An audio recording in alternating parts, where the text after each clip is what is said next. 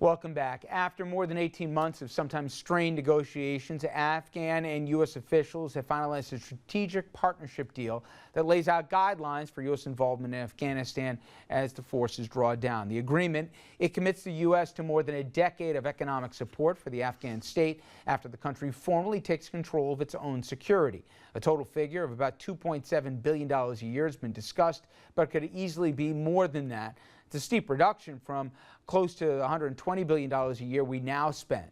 U.S. is pressuring allies to help provide $4 billion to Annie and the Kitty. The agreement also stipulates that the U.S. will cede control of detentions and detainees to the Afghan government.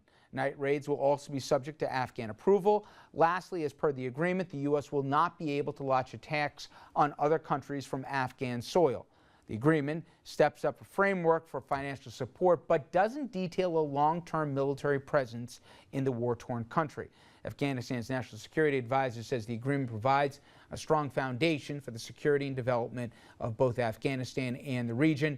He and the U.S. ambassador, Ryan Crocker, initialized the document at a ceremony in the Afghan capital over this past weekend. Next steps for the Afghan President Hamid Karzai and President Obama: sign the agreement before next month's NATO summit in Chicago.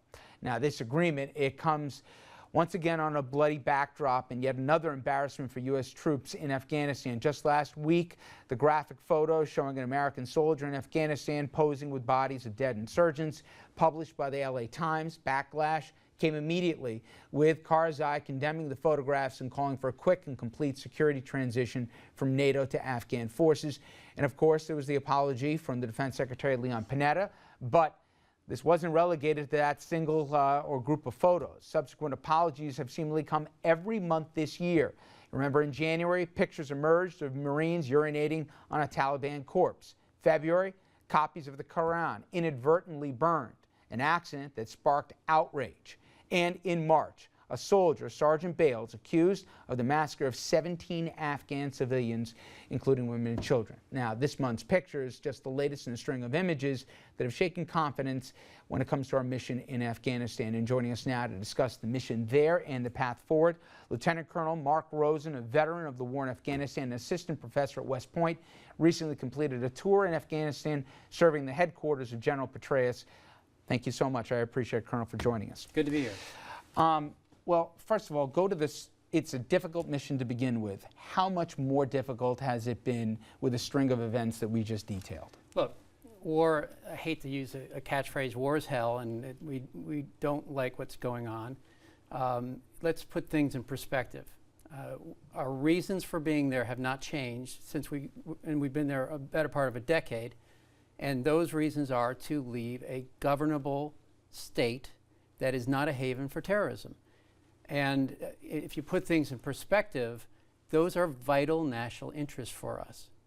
We have the threat of terrorism, nuclear terrorism out there. We have a country to our left and right, Pakistan with nukes, India with nukes, Iran on the other side.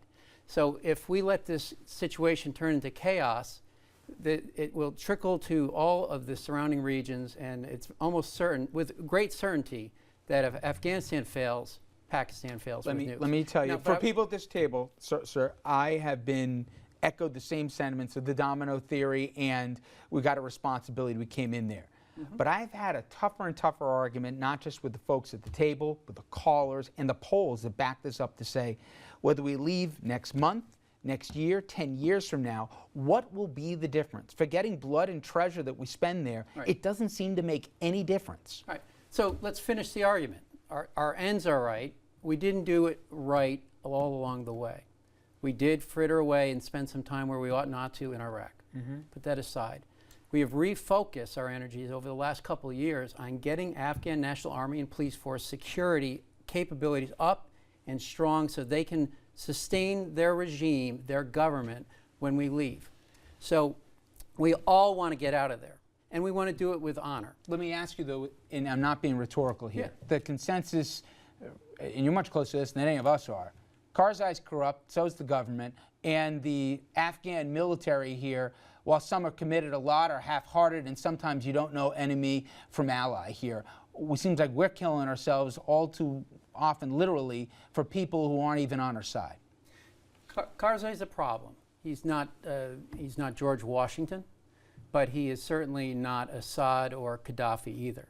We have been dealt a certain set of cards, and we are doing it as best we can to manage and protect our national security interests. What we don't need is loose nukes in a haven of terrorism in Afghanistan and Pakistan used in, say, Washington, D.C. or New York. We need to go back to square one and why this matters and that our engagement matters. Now, I'll hold up as a hero of mine, Harry Truman, who was also in a war where almost 40,000 people died. And that was much more unpopular than Afghanistan. We have in Afghanistan, and all the lives are tragic. We've lost almost 2,000 people in Afghanistan, 40,000 in Korea, 50,000 in Vietnam. We have to put things in perspective. There are potential for loose nukes and a haven for terrorism, and we can do this, and we are seeing success. This is the other part of this, is in Kandahar and Helmand province, the heart of the Taliban. We have stabilized, we are engaged in that region, and the Taliban are been kicked out and are in hiding in Pakistan in the mountains. That's enormous, and it gets no press by the media. So it's not easy, and we can move this forward to success, and we do need to get out and do it in the right way, a la Harry Truman. But to go and say, well, the troops should not have taken those pictures, which they absolutely should not have, is absolutely not a reason to put our vital national interests at risk. But you were talking about leaving behind an Afghanistan that can basically govern and run itself. I think of Iraq and the difficulties we've had establishing that where there already was a government in place before we invaded. Afghanistan, before we invaded, didn't really have a functioning government. So you're looking to build something completely from scratch here. And the second point is, if they took a vote in Afghanistan, there would probably be a Taliban-esque, hardline, anti-American government that went there. How do we succeed in an area where they don't want us and where they didn't have the structures in place for us to be able to convert? One thing I will argue with you is they don't want us. There's someone that they don't want more than us. It's the Taliban. And unlike the Vietnam analogy, the Afghan people don't like the Taliban. They do not want the Taliban to rule. So it's up to us to help our allies and partners there to put in enough stability. I totally agree with you. It's not Iraq. It is, to some extent, state building. But if we focus on the right things, and oh, by the way, we helped Afghanistan build. They've been doing the heavy lifting for the last couple of years. Help them build a full Afghan army and police force that's very effective. They're winning the battles on the battlefield. You know, I got a tough question one night, and I did not answer. You're more equipped than me. We have a timetable here. Some people think it's too accelerated, some people think it's too slow, but there is a timetable, and whatever we draw it down to certainly will never have the presence that there once was, and some people even wanted larger. What do you say to somebody who says, if I lose a loved one in the next 12 months in Afghanistan, when it's basically just running out the clock, how do we justify that loss in my household? Because we already know it'll never be what some people wanted it to be, and some people say it never could be. How do you answer that soldier's family? You must have had these conversations. What's the answer to them? It's a terrible conversation. And those conversations have been going on. How did you answer that in World War II or Vietnam or Korea? It's terrible, but you have to talk about, again, what is at stake here? The security of the United States, the prevention of nuclear or biological terrorism on our homeland. But in World War II, we didn't have a timetable that we were going to get out by. There was a global threat that everyone assessed, and I'm not minimizing what the Taliban was, but here we know we're going to leave.